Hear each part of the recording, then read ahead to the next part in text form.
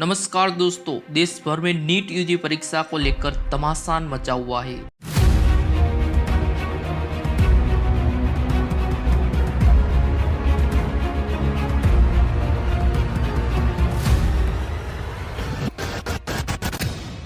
इस बार नीट परीक्षा के लिए 24 लाख कैंडिडेट्स ने रजिस्ट्रेशन किया था, लेकिन रिजल्ट में गड़बड़ी होने के कारण स्टूडेंट ने जमकर आवाज उठाई। मुझे 715 नंबर मिल जाएंगे। ये सब स्कैम है जो मेरे साथ किया जा रहा है। नहीं चाहिए मुझे मेडिकल की सीट। मेरा तो नीट पर से विश्वास उठ चुका है और दोबारा मैं नीट में कभी कदम नहीं रखूंगी। डॉक्टर्स मुबारक हो जो बाहर निकलेंगे कल को, उन्हीं की किडनी बेचेंगे। साइंस की स्टूडेंट हूँ, पढ़ना चाहती हूँ और आगे बढ़ना चाहती हूँ। मेरी बस इतनी डिमांड थी कि मेरी OMR शीट को चेक करें वो लोग, बाकी मुझे कुछ नहीं पता। आपको बता दें, देश में पहली बार नीट परीक्षा का आयोजन 5 मई 2013 को किया गया था। इसकी घोषणा मेडिकल काउंसिलिंग ऑफ इंडिया ने की थी। इस परीक्षा का आयोजन पहले CBSE की तरफ से किया जाता था। साल 2018 के बाद से इस परीक्षा की जिम्मेदारी NTA यानी नेशनल टेस्टिंग एजेंसी को दे दिया गया। दोस्तों, नीट परीक्षा एक ऑफलाइन परीक्षा है। अब बात करते हैं इस एग्जाम के बारे में। दोस्तों, नीट परीक्षा एक ऑफलाइन परीक्षा है जिसकी समय अवधि 3 घंटे 20 मिनट है। कुल 200 प्रश्न आते हैं, जिनमें से फिजिक्स, केमिस्ट्री,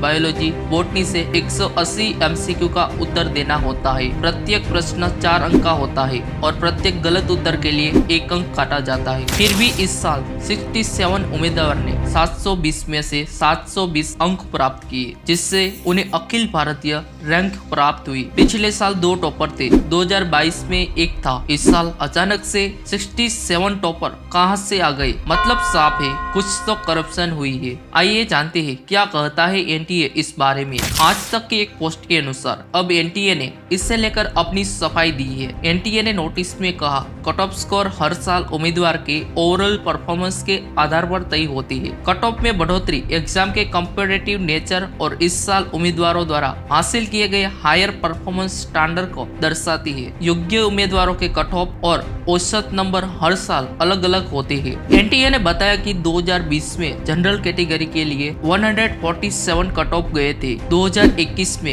138, 2022 में 170, 2023 में 137 और 2024 में 164 गया है। आगे ये भी बताया कि सभी एग्जाम सेंटर पर CCTV कैमरे लगे हुए थे, जिस कारण एग्जाम की इंटीग्रिटी से कोई समझौता नहीं किया गया है। आपको बता दें, भौतिक के एक प्रश्न पर NTA को 13,373 चुनौतियां प्राप्त हुई। 67 टॉपर्स में से 44 ने बुनियादी भौतिक के प्रश्न का उत्तर गलत दिया था, लेकिन उन्हें ग्रेस मार्क दिए गए क्योंकि NCERT की कक्षा 12 की पाठ्य पुस्तक के पुरानी संस्करण में एक गलती थी। विशेषज्ञों ने फैसला किया कि NCERT की पाठ्य पुस्तक के पुराने और नए दोनों विकल्पों को प्रश्न के लिए सही मानना चाहिए। अब यहाँ और एक सवाल खड़ा होता है, जिस NCERT बुक्स की NTA बात कर रहा है वह 5 साल से अपडेट हो चुकी है। फिर क्यों इन 45 स्टूडेंट्स को ग्रेस मार्क दिया गया? फिलहाल दिखता तो यही है। देश में बहुत महत्वपूर्ण परीक्षाएं आयोजित कराने का जिम्मा जिस NTA के कंधों पर है, वो अपनी जिम्मेदारी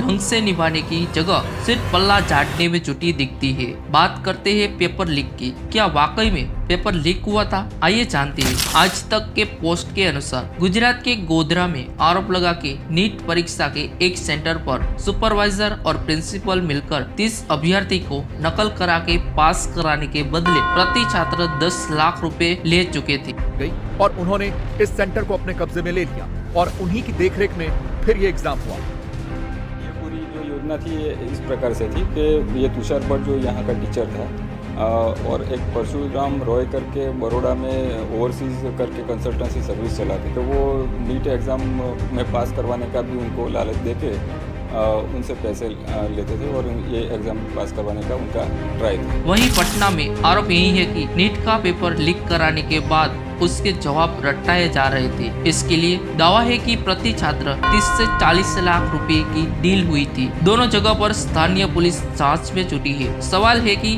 अगर पेपर लीक और नकल के आरोप पर जांच अभी जारी है तो क्लीन चिट देने की जल्दबाजी में क्यों है? क्या NTA अपनी सिस्टम की खामी दूर करने की जगह सिर्फ बचने में जुटी है?